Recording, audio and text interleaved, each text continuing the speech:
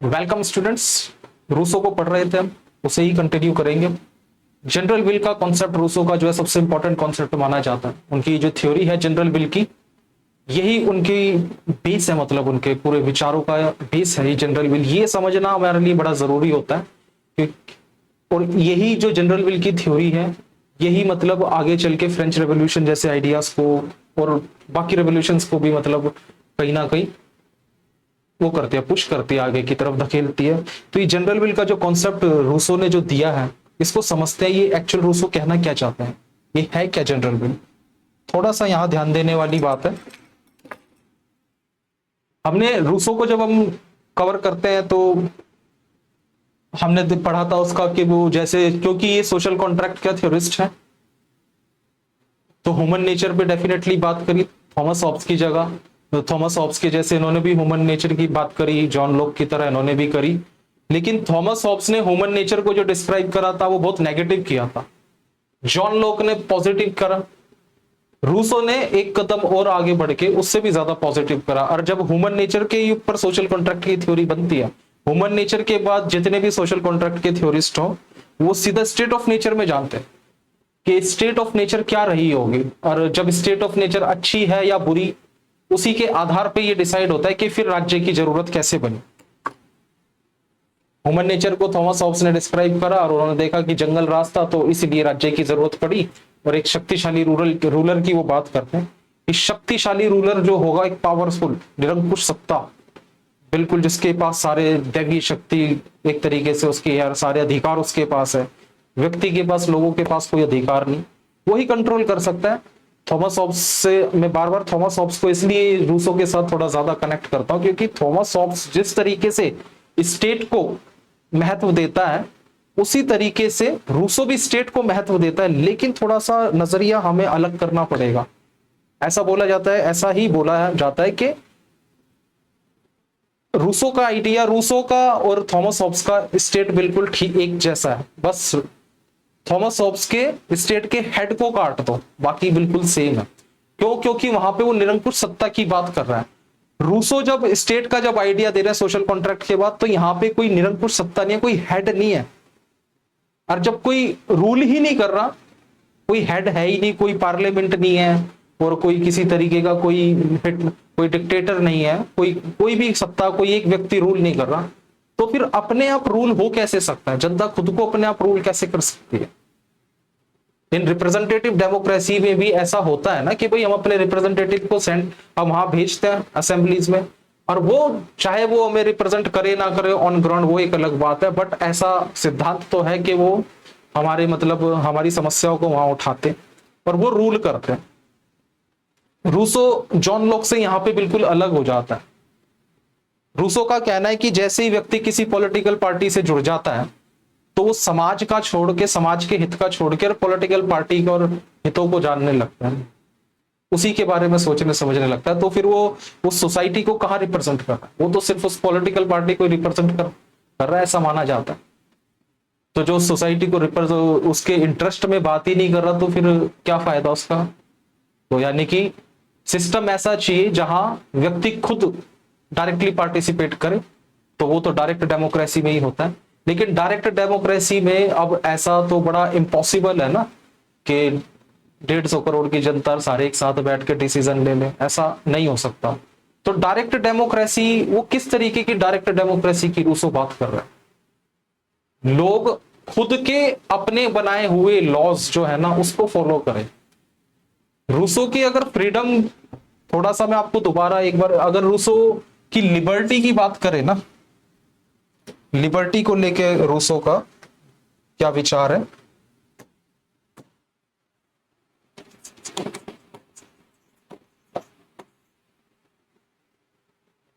Man is forced to be free, इनका बड़ा प्रसिद्ध कथन है, man is force to be free. उसको फोर्स किया जाए फ्री रहने के लिए। किस में होगा ये? किस सिस्टम की बात कर रहे हैं? जनरल विल की बात कर रहे हैं। जनरल विल में ही मतलब जब व्यक्ति अपनी जनरल विल को फॉलो करेगा ना, मैं थोड़ा डिटेल अभी एक्सप्लेन करूंगा जनरल विल एक्चुअली है क्या, पिछली क्लास में शायद इतना ज्यादा नहीं हो पाया होगा। तो ये जनरल विल एक्चुअली है क्या? और जब रूसो का मानना है कि व्यक्ति जब इस जनरल विल को फॉलो करेगा तो ही वो आजाद है, यानी कि आजकल के जो सिस्टम है, यानी कि इनडायरेक्ट डेमोक्रेसी है, जैसी हमारे देश में, अमेरिका में, वेस्टर्न यूरोप में, किसी भी डेमोक्रेटिक सेटअप में इनडायरेक्ट डेमोक्रेसी चलती है। तो रूसो जो है इनडायरेक्ट डेमोक्रेसी को, इनडायरेक्ट डेमोक्रेसी जहां पर भी है वो उसको नकार देता है सिरे से कि ये नहीं चलेगी। और डिक्टेटरशिप को तो डेफिनेटली, डिक्टेटरशिप को तो वो बिल्कुल मानता ही नहीं कि इसमें, अब डिक्टेटरशिप को तो हम भी कहते हैं, हम नॉर्थ को, हमारा मानना है कि भाई नॉर्थ कोरिया जो है वहां पे डिक्टेटरशिप है, किम जोंग की काफी हद तक, मतलब एक तरीके से रशिया में भी देखा जाए, क्योंकि हम लगातार पिछले 35-40 साल से, 30-35 साल से व्लादिमीर पुतिन को ही वहां का प्रेसिडेंट देख रहे हैं। तो एक तरीके की डिक्टेटरशिप है वहां पे, चाइना में भी है, एक ही पार्टी का रूल है वहां पे, तो डेमोक्रेसी तो वहां पे भी नहीं है। चलो इनको तो हम एक तरीके से मान सकते हैं कि यहाँ पे व्यक्ति की स्वतंत्रता नहीं है, ठीक है, लेकिन इनडायरेक्ट डेमोक्रेसी में क्यों नहीं है हमारी कंट्री में? क्या हम ऐसा मानते हैं कि हमारी कंट्री में लिबर्टी नहीं है? हमें तो, हम तो लिबर्टी के मतलब स्वतंत्रता के बड़े ध्वजवाहक बने हुए हैं ना पूरी दुनिया में, अमेरिका और इंडिया तो, कि हमारे यहाँ तो मतलब प्रोटेस्ट करने का भी राइट है आपको। जॉन लॉक के आइडियाज पे चली हुई है दुनिया, सारी डेमोक्रेसीज, कि आपको तो प्रोटेस्ट करने का भी राइट है, रिवोल्ट करने का भी राइट है, और जहां मर्जी धरने प्रदर्शन करो, जो मर्जी फ्रीडम ऑफ स्पीच, एक्सप्रेशन, जहां मर्जी घूमना फिरना। तो यूजली ऊपर ऊपर से देखा जाए तो लगता है कि भाई हाँ फ्रीडम तो है। और डायरेक्ट ये सॉरी जो डिक्टेटरशिप्स हैं तो यहाँ पे कैसे मतलब आजादी हो सकती है? लेकिन दूसरे एंगल से अगर देखा जाए तो हमें, बेशक हमारी कंट्री में इनडायरेक्ट डेमोक्रेसी है, लेकिन हम चाइना का लाइफस्टाइल जब देखते हैं, चाइना का सिस्टम जब देखते हैं और रशिया से कंपेयर करते हैं, तो कहीं ना कहीं हमें लगता है कि नहीं, वहां पे ज्यादा बेटर है, वहां पे लॉ एंड ऑर्डर ज्यादा अच्छे से मेंटेन है, एडमिनिस्ट्रेशन ज्यादा अच्छा चल रहा है, वहां पे ज्यादा अच्छा इंफ्रास्ट्रक्चर है, वहां पे डेवलपमेंट, एजुकेशन है, हेल्थ है, सब कुछ है, हर चीज जब वहां पे ठीक है, तो फिर हम ऐसे इनडायरेक्ट डेमोक्रेसी का क्या करें? इससे अच्छा तो वो वन पार्टी डोमिनेशन ही ठीक है, जब वहां पे इतना डेवलपमेंट हो रहा है और व्यक्ति चैन की सांस ले रहा है, डेवलपमेंट कर रहा है अपना सोशल पॉलिटिकल। लेकिन रूसो तो इन दोनों ही सिस्टम्स को नकार रहा है, वो तो एक डेमोक्रेसी, डायरेक्ट डेमोक्रेसी का बात कर रहे हैं, तो डायरेक्ट डेमोक्रेसी, जनरल विल की बात कर रहे हैं। ये समझ लेते हैं कि इनमें क्या कमियां रूसो ने निकाली, इस सिस्टम में, इनडायरेक्ट डेमोक्रेसी में, डिक्टेटरशिप में कमी है क्या? रूसो का मानना है, रूसो कहता है कि व्यक्ति जो है ना वो जन्म लेता है किसी एक पर्टिकुलर सोसाइटी में। हमने इंडिया में भी हमने नॉर्थ इंडिया में लिया, कोई साउथ इंडियन है, हमारे यहाँ डाइवर्सिटी बहुत ज्यादा है। दुनिया के किसी दूसरे देशों में जाओ, चाइना में कुछ अलग तरीके का कल्चर है, और सऊदी अरब में कुछ अलग तरीके का कल्चर है, वेस्टर्न यूरोप में कुछ अलग है, और मिडल ईस्ट में कुछ अलग, हर जगह अलग अलग कल्चर है। तो ये जो रीत रिवाज जो होते हैं ना, व्यक्ति उनमें ही पला बड़ा होता है, उनमें ही पला बड़ा होता है। आगे चल के जो कानून के निर्माता जो होते हैं, जैसे हमारे देश में अगर देखा जाए, हमारा संविधान बना, हमारा संविधान किसने बनाया?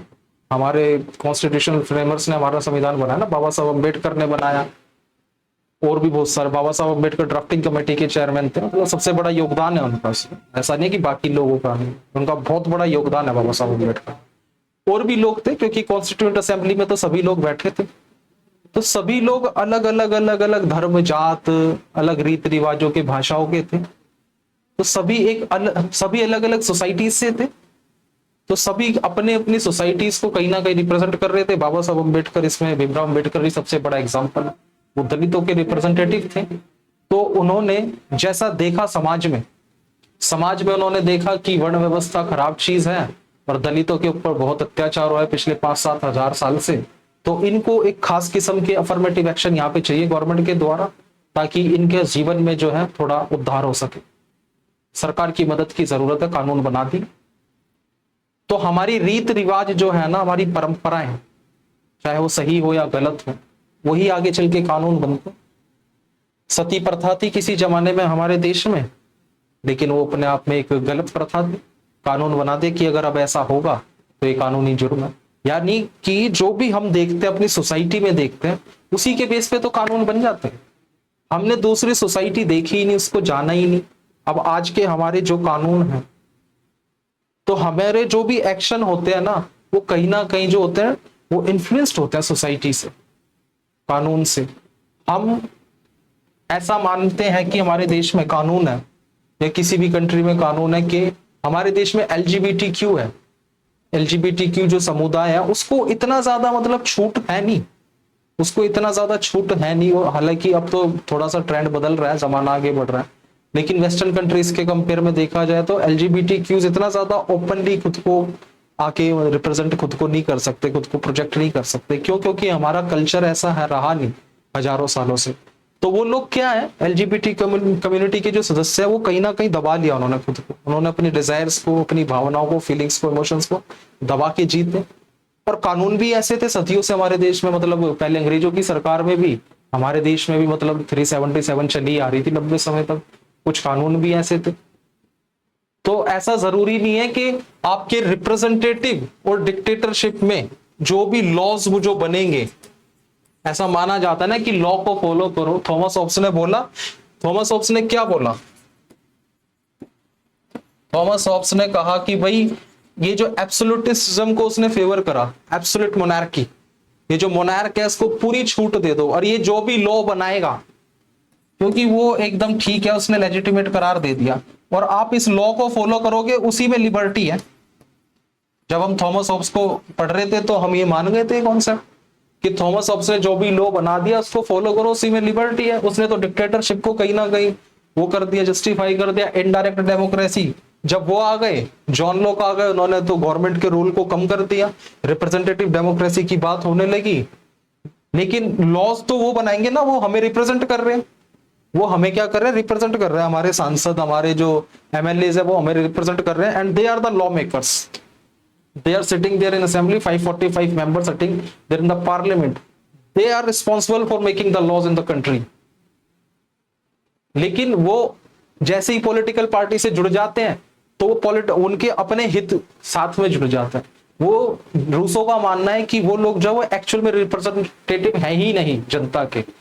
तो वो जो लॉ बनाएंगे, जैसे हमारे देश में पार्लियामेंट में जो लॉज बन रहे हैं, तो ये लोग जो लॉ बनाएंगे अगर हम इसको फॉलो करते हैं तो उसमें भी कहां लिबर्टी है? हमारे देश में माना जाता है पार्लियामेंट में, यानी कि लॉ को फॉलो करो और उसी में मतलब स्वतंत्रता है। लेकिन रूसो कह रहे हैं कि नहीं, वो हमारे रिप्रेजेंटेटिव, एक्चुअल रिप्रेजेंटेटिव है ही नहीं, क्योंकि वो रिप्रेजेंटेटिव जो है ना वो एक व्यक्ति है, और हर व्यक्ति के दो विल होते हैं, एक एक्चुअल विल होती है और एक रियल विल होती है।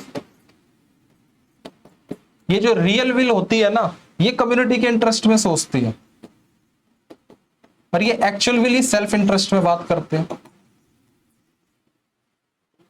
जैसे ही व्यक्ति पॉलिटिकल पार्टी से जुड़ता है तो उसकी एक्चुअल विल जो होती है ना, वो कहीं ना कहीं उसका मतलब लोअर सेल्फ जो होता है वो हाई हो जाता है, लोअर सेल्फ यानी कि डोमिनेट कर जाता है उसकी रियल विल्स को।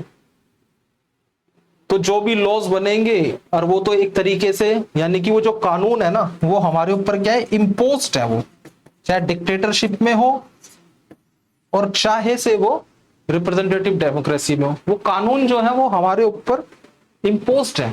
तो जो चीज हमारे ऊपर थोपी जाती है उसमें फ्री कैसे हो सकता है इंसान? रूसो का बड़ा सीधा सा तर्क है, कानून जो होते हैं वो हमारे ऊपर थोपे जाते हैं, क्योंकि कानून बनाते कौन है? समाज बनाता है।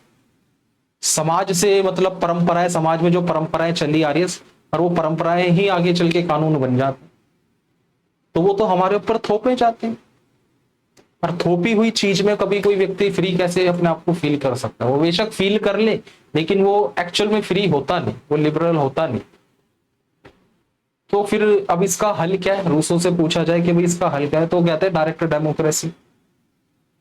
इसमें तो उन्होंने इनडायरेक्ट डेमोक्रेसी में और डिक्टेटरशिप में कमी निकाल दी, बहुत अच्छी बात है। उनसे पूछा गया कि भाई इसका हल तो बताओ, अब इसका हल है क्या?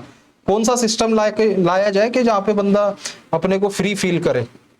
तो वो कहते हैं कि भाई बात ऐसी है, डायरेक्ट डेमोक्रेसी, डायरेक्ट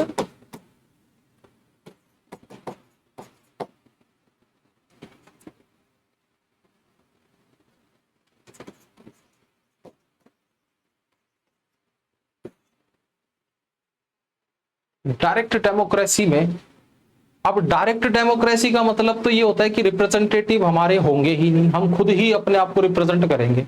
150 करोड़ लोग खुद ही अपने आप को रिप्रेजेंट करें तो इट इज इम्पॉसिबल कि कहीं एक जगह जाके, इतना बड़ा दुनिया में कोई ऑडिटोरियम या कोई हॉल, ऐसा कुछ कम्युनिटी हॉल कुछ नहीं है, बन नहीं सकता कि 150 करोड़ लोग उसमें समा जाए, मुश्किल है वो, है ना। तो फिर ये तो डायरेक्ट डेमोक्रेसी का कॉन्सेप्ट है जो, ये तो फिर एकदम निरस्त हो जाता है, इसका तो कोई आधार नहीं है।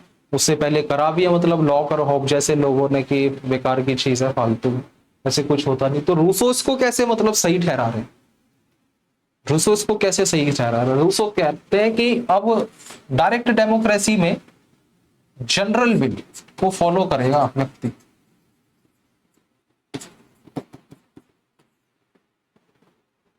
डायरेक्ट डेमोक्रेसी में जो व्यक्ति होगा ना वो जनरल विल को फॉलो करेगा। अब ये जनरल विल जो है, जैसा अभी मैंने आपको बताया, हर इंसान की, suppose my name is Puneet, है ना, अभी जो पुनीत है इसकी दो विल है मेरे अंदर, एक है एक्चुअल और एक है रियल विल। ये जो एक्चुअल विल है ना, ये मेरे सेल्फ इंटरेस्ट से रिलेटेड है, इसमें यानी कि मैं सिर्फ अपने बारे में सोचूंगा। एक्चुअल विल सेल्फ इंटरेस्ट से रिलेटेड है, मैं अपने बारे में सोचूंगा। रियल विल मैं खुद से हटके अपने अपने डिजायर्स को कंट्रोल करके और अपने इंटरेस्ट को साइडलाइन करके मैं सोसाइटी के, कम्युनिटी के इंटरेस्ट में थोड़ा सोचूंगा। तो ये होती है रियल विल, इसको बोला जाता है रियल विल, जब हम कम्युनिटी के इंटरेस्ट में, कम्युनिटी के इंटरेस्ट में सोचेंगे। और जब सभी व्यक्ति की रियल विल को ऐड कर दिया जाता है ना, पुनीत की रियल विल, राहुल की रियल विल, गौरव की रियल विल, संदीप की रियल विल, इन सभी की रियल विल्स को ऐड कर देंगे जब, तो एक जनरल विल बन जाएगी, उसको बोलते हैं जनरल विल। रूसो कहते हैं कि ये जनरल विल है ना जो, it can never be wrong, ये गलत हो ही नहीं सकती, क्योंकि जब सभी व्यक्ति अपने सेल्फ इंटरेस्ट से हटके और कम्युनिटी के इंटरेस्ट में जब सोचेंगे तो समाज का उद्धार तो निश्चित। बात तो, कॉन्सेप्ट तो बड़ा जबरदस्त है भाई। मैं अपने बारे में ना सोच के और सिर्फ कम्युनिटी के इंटरेस्ट में सोचूं, पहले आप भी सिर्फ कम्युनिटी के इंटरेस्ट में सोचे, अपने इंटरेस्ट को आप कर दे साइड लाइन। और जब सभी ऐसा सोचने लग जाएंगे, किसी सरकार की, किसी पुलिस की, है ना, किसी एडमिनिस्ट्रेशन की कोई जरूरत नहीं, जरूरत पुलिस की, आर्मी की, मिलिट्री की, सरकारों की कुछ जरूरत नहीं रह जाएगी जब सब कम्युनिटी के इंटरेस्ट में सोचने लगे। पुनीत भी कम्युनिटी के इंटरेस्ट में, राहुल भी, गौरव भी, संदीप भी, सभी लोग कम्युनिटी के इंटरेस्ट में सोच ले, जनरल विल बन जाएगी, ये गलत हो ही नहीं सकती। समाज से सारे मतलब जितने भी पाप है ना, समाज पाप से मुक्त हो जाए, पाप से मुक्त हो जाएगा समाज, सारे दोष उसके साइड हो जाएंगे, करप्शन खत्म। मैं खुद अपने आप में मान लूं, हम किसी कंप्लेंट करते हैं ना यूजुअली कि गवर्नमेंट में बहुत करप्शन है, करप्शन है, हाँ ठीक है, और उस करप्शन को रोकने के लिए अलग अलग तरीके से सरकारें जो है मतलब सिटीजन चार्टर्स लेके आएंगे, ट्रांसपेरेंसी की बात करेंगे, और विजिलेंस में कंप्लेंट डाल दो, सीबीआई में कंप्लेंट कर दो, ये कर दो, वो कर दो, क्योंकि हमें पता है अगर हम किसी सरकारी विभाग में, गवर्नमेंट के किसी ऑफिस में जाते हैं और वहां से मतलब करप्शन हम नोटिस करते हैं, तो एक मतलब पूरा सिस्टम है कि आप इसको फॉलो करो और उनकी कंप्लेंट करो और उनको सजा दी जाएगी।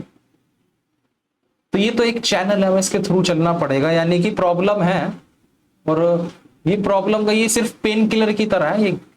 ये जो होता है ना, रूसो कहता है कि इस तरीके का जो सिस्टम है ये पेन किलर है। जैसे एलोपैथी जो है वो मतलब सिम्टम्स को रिड्यूस करती है, हमारे पेट में दर्द हो रहा है, दवा दे दी पैरासीटामोल, सिम्टम्स रिड्यूस, मतलब जड़ से वो रूट काउस क्या है, क्यों हो रहा है, नो। आयुर्वेद क्या रूट काउस पे काम करता है, वो लॉन्ग टर्म प्रोसेस है, इतना जल्दी आयुर्वेद में इसीलिए क्या है, इमरजेंसीज नहीं होता। आयुर्वेद के जो हॉस्पिटल होंगे वहां पे हमें कभी आपातकाल सेवा दिखेगी नहीं, क्योंकि वो रूट काउस पे काम करता है। एलोपैथी के हॉस्पिटल से, मैक्स फोर्टिस, बड़े बड़े अपने एम्स, यहाँ पे क्या है, हमें इमरजेंसी मिलेगी कि आपको सडन अचानक कोई पेन उठा, वो मारेंगे इंजेक्शन, 2 मिनट में छूमंतर। लेकिन वो क्या है, वो परमानेंट सॉल्यूशन नहीं। हम कहीं जा रहे हैं किसी सिस्टम में, हमने देखा, नोटिस करा, हमने ऑब्जर्व करा कि भाई बड़ा करप्शन है, कंप्लेंट एक चैनल के थ्रू जाएंगे, क्या होगा, वो बंदा सस्पेंड कर दिया जाएगा, हटा के दूसरा आ जाएगा। कोई गारंटी नहीं है कि वो व्यक्ति जो है वो करप्शन नहीं करेगा, ऐसी कोई गारंटी नहीं है। उसको भी हटा देंगे, फिर तीसरा आ जाएगा। तुम खुद हो सकता है करप्ट हो जाओ, तुम्हारी खुद की सिचुएशन ऐसी हो जाए तुम खुद करप्ट हो जाओ। तो ये तो यानी कि सिम्टम्स को रिड्यूस करने वाली बात है। तो मतलब रूट काउज पे काम, रूट काउज ये है, तो सॉरी मतलब जड़ पे जाके काम करे। तो जनरल विल का कॉन्सेप्ट अपनाओ, रूसो कहता है। कैसे कि अगर वो व्यक्ति अपने दिल में ये ठान ले, मान ले कि नहीं मेरे को करप्शन करना ही नहीं है, आरटीओ के दफ्तर में बैठा, जल बोर्ड के दफ्तर में बैठा है, कोई म्युनिसिपल कॉर्पोरेशन के ऑफिस में बैठे लोग, अगर वो ये ठान ले कि नहीं हमें गलत काम करना ही नहीं, हमें करप्शन करना ही नहीं है, आपने भी ये ठान लिया कि नहीं मैं कुछ गलत काम, किसी ऐसी इलीगल चीज के लिए मैं नहीं टेंडर की मांग करूंगा, मैं नहीं कोई ऐसी फालतू की डिमांड करूंगा जो जायज है, यानी कि सेटिस्फाई हो जाऊं मैं। अगर मैं सिर्फ सेटिस्फाई होगा, मेरे को जितनी जरूरत है मैं उतना खाऊं, तो ठीक है, करप्शन फ्री हो जाएगी ना सोसाइटी। ना तो उसके दिल में, यानी कि जब आप भी कम्युनिटी के इंटरेस्ट में सोचोगे और सामने बैठा अधिकारी भी कम्युनिटी के इंटरेस्ट में सोचो, और पूरे देश में पूरी दुनिया में अगर यही सिस्टम चल पड़ा तो जरूरत है नहीं सरकारों के। फिर सारी सीबीआई, सारे विजिलेंस और जितने भी एनफोर्समेंट, ये ईडी जो चलता है आजकल, एनफोर्समेंट डायरेक्टरेट, इन सब की नौकरियां खत्म। बैठो घर में, क्योंकि व्यक्ति ने जब खुद ही ठान लिया कि करेंगे नहीं करप्शन, तो फिर क्या है, ये खुद ठानना जो है ना कि नहीं करेंगे हम, यही जनरल विल है। रूसो कहता है यही है डायरेक्ट डेमोक्रेसी असली, और यही है स्टेट। वो जिस स्टेट की बात कर रहा है वो ये है कि खुद को इंसान जब अपनी जनरल विल के अधीन रहेगा ना, खुद को सबऑर्डिनेट कर देगा जनरल विल के, और उस शासन में जो होगी एक्चुअल फ्रीडम जब होगी। ये कहता है रूसो कि किसी निरंकुश सत्ता के, किसी डिक्टेटर के, किसी तानाशाह के सुपुर्द मत करो खुद को, ना ही अपने रिप्रेजेंटेटिव के, जैसे इनडायरेक्ट डेमोक्रेसी में, रिप्रेजेंटेटिव डेमोक्रेसी में होता है, कोई वो जो लॉज बनाए जाते हैं वो तो इंपोज किए जाते हैं आपके ऊपर, वो आपके ऊपर इंपोज कर दिए जाते हैं, जाने अनजाने, चाहे अनचाहे वो आपको फॉलो करने पड़ेंगे, नहीं तो ठाके जेल में डाल देंगे। कर लो, फिर क्या करोगे। तो फ्रीडम है कहां, नहीं है फ्रीडम। ये फ्रीडम नहीं है। जेल में जो डाल दिया किसी को, वो एक्चुअली क्या है, वो तो एक तरीके का ऊपरी ट्रीटमेंट है, वो ऊपरी ट्रीटमेंट है, उससे वो व्यक्ति सुधरने वाला नहीं है। व्यक्ति को तो किस सत्ता की, रूसो किस मतलब किस प्रकार के स्टेट की बात कर रहा है, वो बात कर रहा है कि जनरल विल को जब जनरल विल के सुपुर्द कर देंगे ना खुद को, हमने खुद ने ही ठान लिया कि नहीं करेंगे करप्शन, नहीं करेंगे गलत काम, कुछ कोई जरूरत नहीं है किसी प्रधानमंत्री, राष्ट्रपति और किसी एमएलए एमपी की, नहीं करेंगे। रेड लाइट लगाए आप, और हम ये प्रॉमिस करते हैं कि हम उस रेड लाइट को जंप करेंगे, क्योंकि हम जानते हैं कि आगे आगे जाके करेंगे ऐसा तो जैम लग जाएगा, लेकिन यूजुअली हम करते नहीं। तो ये क्या है, मतलब जैसे रेड लाइट का लगाना, सड़क पे डिवाइडर्स का लगाना, वो क्या है, क्योंकि वो डिवाइडर वो यही डिनोट करता है कि इंसान की एक्चुअल विल जो होती है ना व्यक्ति की, उसकी रियल विल पे भारी पड़ जाती है, उसका सेल्फ इंटरेस्ट कम्युनिटी के इंटरेस्ट पे भारी पड़ जाता है। ट्रैफिक जाम का कारण यही है, जब आपका सेल्फ इंटरेस्ट कम्युनिटी के, इंडिया में तो खासकर कम्युनिटी के इंटरेस्ट पे भारी पड़ जाए। क्यों? क्योंकि सड़क में नहीं है डिवाइडर, और आपने अपनी निकाली गाड़ी जाम से बचने के लिए इधर, वो तो आपने इस तरफ भी लगा दिया। लेकिन अगर आप पेशेंटली खड़े होके, बहुत धैर्य के साथ खड़े होकर अपने वेट करते रहे और इस लेन को फ्री छोड़ दें, तो स्मूथली इस तरफ का ट्रैफिक निकलता रहेगा, और आगे जाके वो आगे से भी स्मूथ हो जाएगा, आपको भी टाइमली आप भी चल पड़ोगे। लेकिन नहीं, वो सड़क जाम कर देते। तो इसलिए सरकार क्या करते, इसलिए मतलब राज्य की जरूरत है, इसलिए मतलब उनकी जरूरत है, थॉमस हॉब्स वाले स्टेट की जरूरत है, इसीलिए रिप्रेजेंटेटिव डेमोक्रेसी कि वो स्टेट जो है ना वो फिर अरेंजमेंट्स करता है।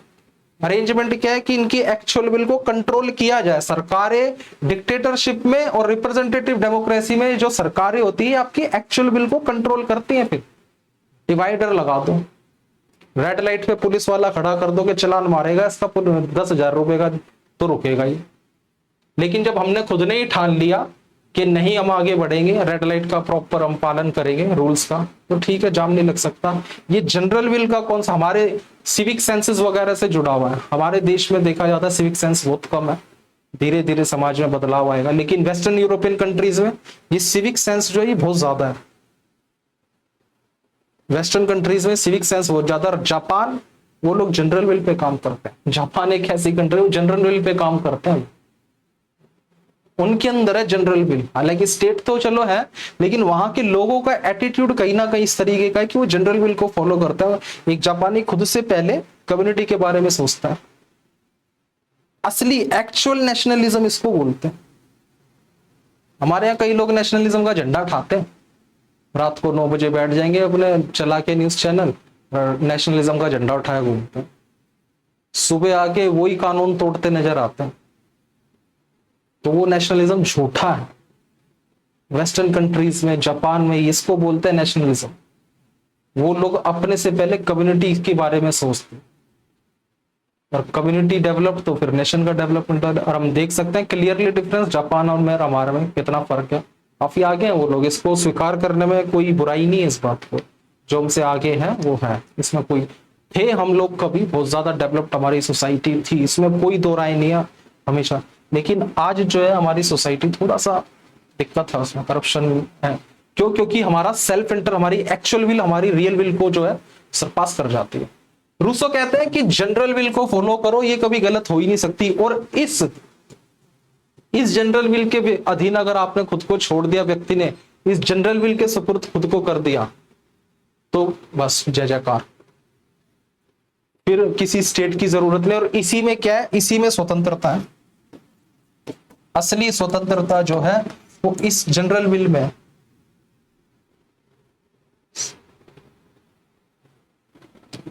अब रूसो का मैंने जैसे पढ़ाया था, पैराडॉक्स का थिंकर बोला जाता है इसको, क्योंकि बोला जाता है man is force to be free.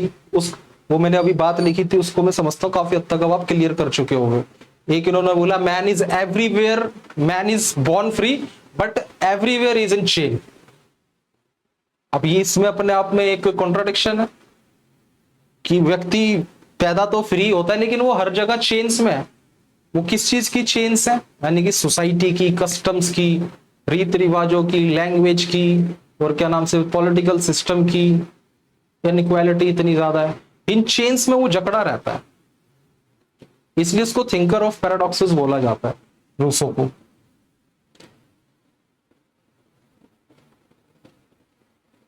ये जनरल विल का कॉन्सेप्ट मैं समझता हूं आपको समझ आया होगा काफी हद तक। अब हम बात करेंगे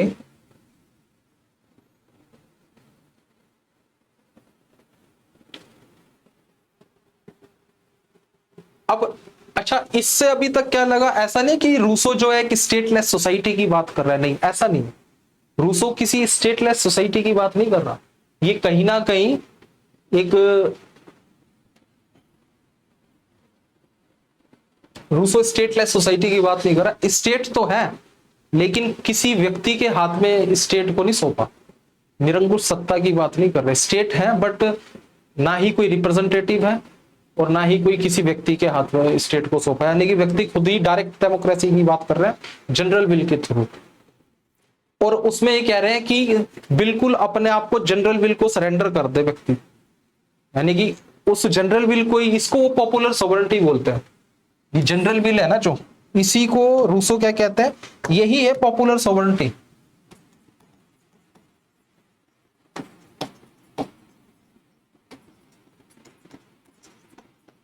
पॉपुलर सॉवरेनिटी यही है, इसी के ये जनरल विल का कॉन्सेप्ट दिया है कि यही है सब कुछ। इसी में लिबर्टी है, स्वतंत्रता है, समानता है, सब कुछ इसी में। और इसको फॉलो करो, और यही स्टेट है। उनका स्टेट जो है ना वो यही है।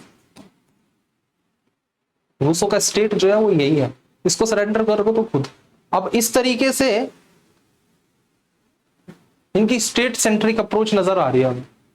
लेकिन इनकी स्टेट सेंट्रिक अप्रोच को, क्योंकि रूसो कह रहे हैं कि स्टेट इज एवरीथिंग, स्टेट को खुद को सरेंडर कर देना चाहिए। लेकिन ये समझने वाली बात है कि उनका स्टेट है क्या? वो व्यक्ति खुद ही स्टेट है। लेकिन इनकी इसी स्टेट सेंट्रिक अप्रोच के बोला जाता है, इनको क्रिटिसाइज किया जाता है कार्ल पॉपर जैसे लोगों के द्वारा कि भाई इनसे इंस्पायर हो गए हिटलर जैसे डिक्टेटर। हिटलर जैसे डिक्टेटर जो थे वो इनसे इंस्पायर हो गए। क्यों? हिटलर ने किया क्या? इन्होंने इंस्पायर करा नाजी फांसीवाद को और नाजीवाद को, ऐसा बोला जाता है। क्यों? क्योंकि वो लोग हिटलर और मुसोलिनी, नाजी पार्टी और फासिज्म, इनका सेंट्रल थीम है क्या? इनका सेंट्रल थीम ये है ना कि व्यक्ति के अधिकारों की तो बात करते नहीं, कि स्टेट इज एवरीथिंग। मुसोलिनी का और हिटलर का यही मानना है ना कि भाई स्टेट को सरेंडर कर दो आप लोग सब कुछ, स्टेट इज एवरीथिंग। और लोगों की भावनाओं को, मतलब उनको भावनात्मक रूप से खुद के साथ जोड़ा जाता है कि स्टेट को फॉलो करो, उसी में तुम्हारी भलाई है। कि रूसो ने ऐसा बोला है कि स्टेट को फॉलो करो, उसी में आपकी आजादी है। यानी कि हिटलर को फॉलो करो और नाजी पार्टी को फॉलो करो और फांसीवाद को फॉलो करो, उसी में व्यक्ति की भलाई है, उसी में आप स्वतंत्र रहोगे। लेकिन कि बहुत डिफरेंस है, हिटलर का स्टेट और इनका स्टेट तो बहुत अलग चीज है ना। हिटलर का स्टेट क्या है? अगर हिटलर एग्जाम्पल इस वो भी ले सकता था ना, ऐसा माना जाता है कि रूसो से ही क्यों कनेक्ट किया जाता है, क्योंकि हिटलर ने टर्म दिया पॉपुलर सोवरेनिटी, उसने, रूसो ने। लेकिन हिटलर के आइडियाज तो ज्यादातर इन्फ्लुएंस्ड किससे है? हिटलर निरंकुश सत्तावादी था ना, वो तो निरंकुश शासक था, मुसोलिनी, हिटलर। तो वो तो इंस्पायर कहीं ना कहीं वो तो थॉमस हॉब्स से है, लेकिन थॉमस हॉब्स का तो नाम नहीं लिया गया, क्योंकि अगर आप थॉमस हॉब्स का नाम लोगे तो सरासर, क्योंकि डायरेक्टली जस्टिफाई कर रहा है ना वो तो डिक्टेटरशिप को। आप डायरेक्टली जस्टिफाई अगर डिक्टेटरशिप को करोगे तो शायद लोग आपको फॉलो नहीं करेंगे। यानी कि किसी ऐसे थिंकर को, किसी ऐसे विचारक को पकड़ना है जो डिक्टेटरशिप के तो अगेंस्ट है, रिप्रेजेंटेटिव डेमोक्रेसी, लेकिन एक स्टेट वर्ड पे फोकस करके कि स्टेट को, स्टेट होना चाहिए। तो इन्होंने सिर्फ उस स्टेट वर्ड को पकड़ लिया। स्टेट ये खुद बने बैठे थे जर्मनी में, इटली में, कि स्टेट को फॉलो करो, स्टेट इज एवरीथिंग। ये नहीं बताया कि वो जनरल विल वाले स्टेट की बात है। इनका स्टेट तो ये खुद थे ना, हिटलर अपने आप में स्टेट था, राज्य, वही राजा था वहां पे। वो सिलेक्ट हुआ, मतलब इलेक्ट हुए वो डेमोक्रेटिक प्रोसेस से, वाइस चांसलर वहां के बने डेमोक्रेटिक प्रोसेस से। उसके बाद मतलब सब खत्म कर दिया, कोई दूसरी पार्टी रहेगी नहीं, तो डिक्टेटरशिप आ गई ना। तो डिक्टेटरशिप को तो रूसो ने मतलब नकार दिया था। रिप्रेजेंटेटिव डिक्टेटरशिप क्या, उसने तो रिप्रेजेंटेटिव डेमोक्रेसी को भी नकार दिया था। तो ये तो डिक्टेटर थे दोनों। लेकिन इन्होंने इस तरीके से ऐसा, मतलब कार्ल पॉपर जैसे लोग मतलब आगे चल के बोलते हैं कि रूसो ने हिटलर और नाजीवाद और फांसीवाद को कहीं ना कहीं बढ़ावा दिया। वो अपने आप में इतना ज्यादा है नहीं, क्योंकि उनका स्टेट और रूसो का स्टेट दो अलग अलग बातें हैं। आपको काफी हद तक रूसो के आइडियाज में समझता हूं कनेक्ट कर गए होंगे अब तक। अब मैं 1 सेकेंड, स्लाइड्स के अकॉर्डिंग अब मैं आपको डिस्क्राइब कर देता हूं, जो आप इजीली और ज्यादा अंडरस्टैंडिंग आपकी बने। रूसो का जन्म जो होता है 1712 में होता है, फ्रेंच फिलोसोफर है। इनके मेजर वर्क्स ये आपको याद रखना है। सोशल कॉन्ट्रैक्ट इनका सबसे मेजर, बुक का नाम ही इनका सोशल कॉन्ट्रैक्ट है। इनकी बुक का नाम सोशल कॉन्ट्रैक्ट, और इनइक्वालिटी के ऊपर ही काफी कुछ लिखते हो। इन्फ्लुएंस्ड फ्रेंच रेवोल्यूशन को इन्फ्लुएंस करा, modern democracy and education philosophy.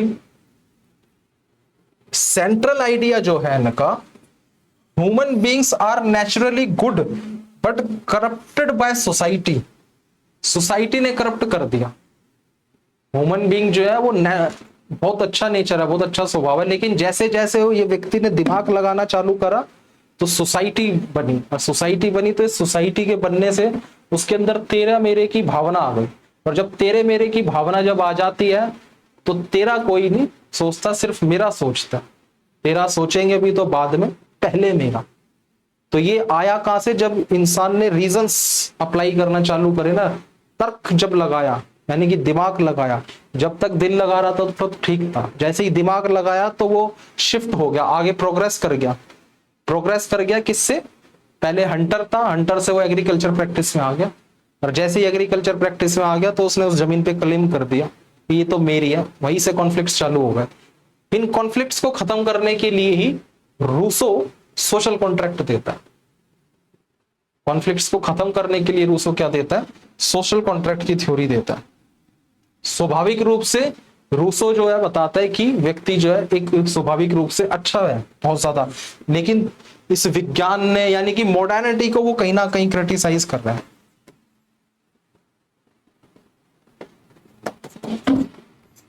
Modernity यानी कि तरक्की ना, इनके आइडियाज कहीं ना कहीं गांधी जी से, आपको लगता है कि गांधी जी का जो, गांधी जी भी बोलते थे ना पहले कि गांव का विकास करो और ये मशीनीकरण और ये सब नहीं करना। गांधी जी का और इनका आइडिया लगभग लगभग एक ही है। गांधी जी भी कहीं ना कहीं इसी कंटेक्स्ट में सोच रहे हैं कि ज्यादा व्यक्ति जब दिमाग लगाने लगता है, और दिमाग लगता किस सिस्टम में?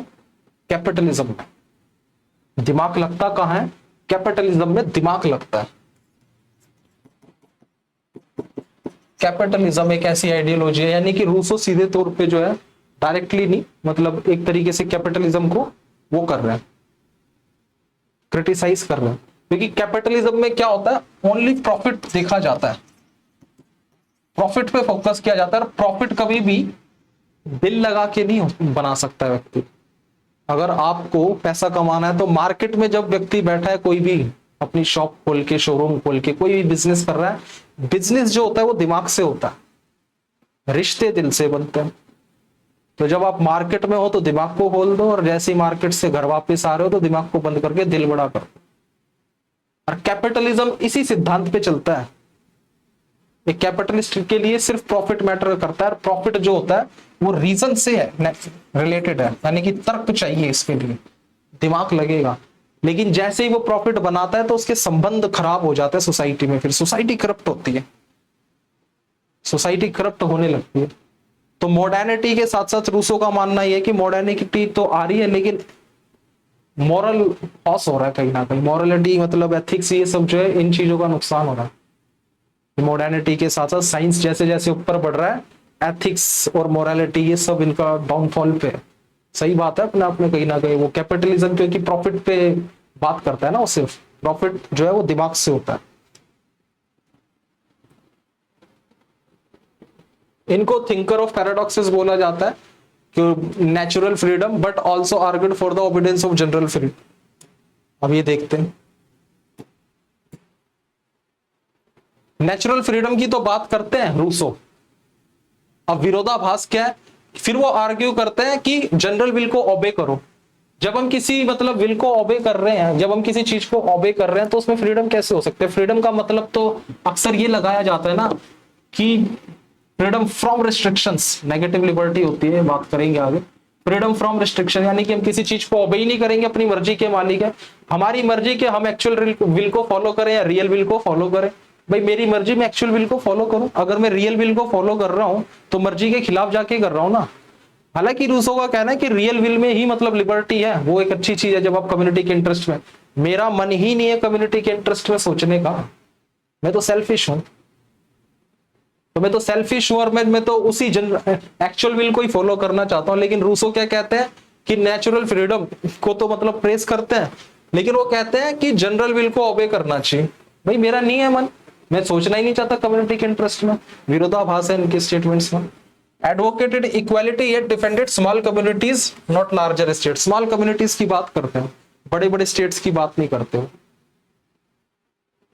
Supported democracy but feared it misuse in big complex societies में। एक ये भी मतलब वो कहीं ना कहीं डेमोक्रेसी को तो सपोर्ट कर रहे हैं, लेकिन फिर उनको डर भी है कि कहीं इसका मिसयूज ना हो जाए, कॉम्प्लेक्स सोसाइटीज में इसका मिसयूज ना हो जाए। और ये सबसे इंपॉर्टेंट, इसी के बेस पे मैंने आपको रूसो का एक्सप्लेन करा था, man is free everywhere in chains. ये सबसे बड़ा पैराडॉक्स है लिबर्टी को लेके, पैराडॉक्स है कि वो एकदम एक तरफ तो कह रहा है कि मैन फ्री है, लेकिन फिर कह रहा है कि वो हर जगह चेन में। How it's possible? पैराडॉक्स है इनमें। सेंट्रल कंसर्न क्या है रूसो का? How to reconcile individual freedom with authority of state. मतलब कैसे, मतलब स्टेट की अथॉरिटी में इंडिविजुअल फ्रीडम को रखा जाए। Problem, society creates inequality and dependence. Rousseau कहता है प्रॉब्लम यह है कि जो सोसाइटी है ना, जब सोसाइटी नहीं थी, जब हम सिविलाइज नहीं थे, तो कोई किसी प्रकार की इनइक्वालिटी की नहीं थी, सब बराबर थे। जैसे हम सिविलाइज जो सोसाइटी बनी, इनइक्वालिटी आ गई सोसाइटी में। तो जो सोसाइटी है ना, ये इनइक्वालिटी क्रिएट करती है, और डिपेंडेंस एक दूसरे पे डिपेंडेंसी आ जाती है। जब तक सोसाइटी नहीं थी मार के खाया जानवर, हिरण मार के खाया, फूल पत्ती मार के खाई, ठीक है। लेकिन जैसे हम सिविलाइज्ड हुए, चावल खाने लगे, गेहूं की रोटी खाने लगे, ये सब तो हमें चाहिए। जो बंदा गेहूं उगा रहा है उसके ऊपर डिपेंड हो गए ना। फिर जिसके पास 10 भैंसे, हमें दूध के लिए उसकी जरूरत है, फिर उसके ऊपर डिपेंडेंसी बन गई। पहले ये सब नहीं था, जानवर मार के खाया, जिंदा रह रहा है, पेड़ पत्ते मार के खाया। सॉल्यूशन क्या है? Establish a political order where freedom and law coexist, जहां पे फ्रीडम और लॉ जो है वो कोएग्जिस्ट करे। और वो सिस्टम क्या है? Only general will. General will ही वो है, ऑर्डर है। बस फोकस करना, focus on legitimacy of the political power and moral freedom पे, ये दोनों बरकरार रहे।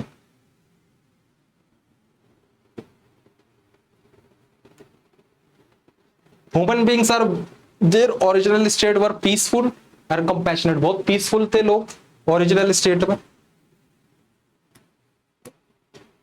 Natural man driven by the pity and self preservation not greed, natural था जो व्यक्ति, उसके अंदर लालच नहीं था, लालच वालच नहीं था उसके अंदर। सोसाइटी इंट्रोड्यूस कंपटीशन, जैसे सोसाइटी डेवलप्ड हुई, सिविलाइज्ड हुए, कंपटीशन आ गया, तेरे मेरे की भावना आ गई, जब से करप्शन हो गई, करप्ट हो गई सोसाइटी, प्राइड एंड इनइक्वालिटी, इन चीजों ने जन्म ले लिया। Human nature is not inherently evil, मतलब वो जन्मजात ऐसा कुछ नहीं है कि वो एविल है, कोई बहुत खराब नहीं है। करप्शन कम्स फ्रॉम इंस्टीट्यूशन से, जैसे हम सोसाइटी बनी, इंस्टीट्यूशन रिकॉग्नाइज हुए, बनने लगे, तो करप्शन हो गया सोसाइटी में। स्टेट ऑफ नेचर की बात करें अगर, state of nature was a period of simplicity and equality, एकदम व्यक्ति सिंपल था स्टेट ऑफ नेचर में, क्योंकि उसका नेचर बहुत गुड है। नो प्राइवेट प्रॉपर्टी कोई थी नहीं, ऐसा कुछ था ही नहीं, किसी के अंदर ग्रेड थी नहीं, मतलब प्राइवेट प्रॉपर्टी गेन करने की, तो किसी की प्राइवेट प्रॉपर्टी थी नहीं। प्रॉपर्टी क्या थी? कम्युनिटी की थी, सभी लोग, मतलब पेड़ सबके हैं, जंगल में जानवर सबके हैं, नदियां सबकी हैं, तो किसी ने नदी पे क्लेम नहीं करा था। लेकिन जैसे तर्क लगा तो जमीन पे अपना तेरा मेरा शुरू हो गया। Introduction of property lead to greed, और ये जब प्रॉपर्टी जब आई तो इससे और ज्यादा लालच बढ़ गया और आपस में कॉन्फ्लिक्ट्स होने लगे, इसीलिए सोशल कॉन्ट्रैक्ट फिर हुआ। Transition from natural interdependence to social dependence की तरफ हमारा ट्रांजिशन होगा।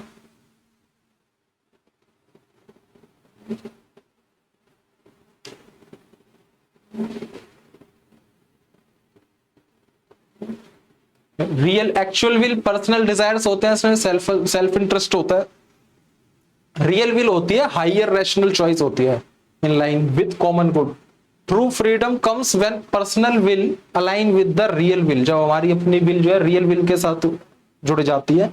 Citizens must sometimes be forced to be free, इसको मैंने अभी आपको एक्सप्लेन करा था।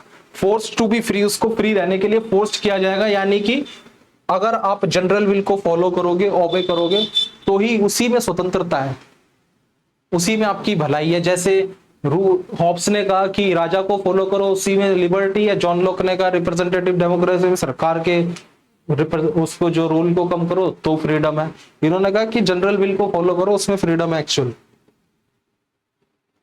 अब इनको थॉमस हॉब्स से एक बार देख लेते, फिर आप इजीली और ज्यादा समझ पाएंगे। हॉब्स कहता है स्टेट ऑफ नेचर जो है वो वॉर होता था उसमें, है ना, नेस्टी ब्रूटिश शॉर्ट, मतलब बहुत छोटी जिंदगी होती थी, लड़ते झगड़ते रहते, जंगल राज एक तरीके का, अनैर्की बताते हैं थॉमस हॉब्स।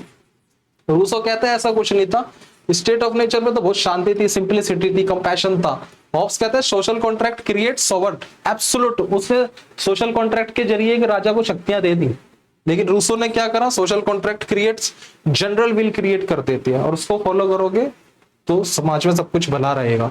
कंपैरिजन रूसोज स्टेट जो है हॉब्स स्टेट माइनस हेड, यानी कि हॉब्स का रूसो का स्टेट जो है ना वो बिल्कुल सेम है, बस उसमें से वो निरंकुश सत्ता है ना जो, उसको हटा दो, बाकी सब सेम है। यानी कि हेड है ना जो उसका, उसको हटा दिया जाए, और बाकी हॉब्स और रूसो का स्टेट जो है एकदम सेम है। ये रूसो का कॉन्सेप्ट मैं समझता हूं आपको काफी हद तक क्लियर हुआ होगा। अगर आपको कोई भी डाउट हो तो कमेंट सेक्शन में जरूर मेरे को बताएं, पर्टिकुलर चीज पे मैं दोबारा से एक वीडियो बना देंगे। देखते रहिए मेरा channel Yogakshem classes. Thank you very much. Next video.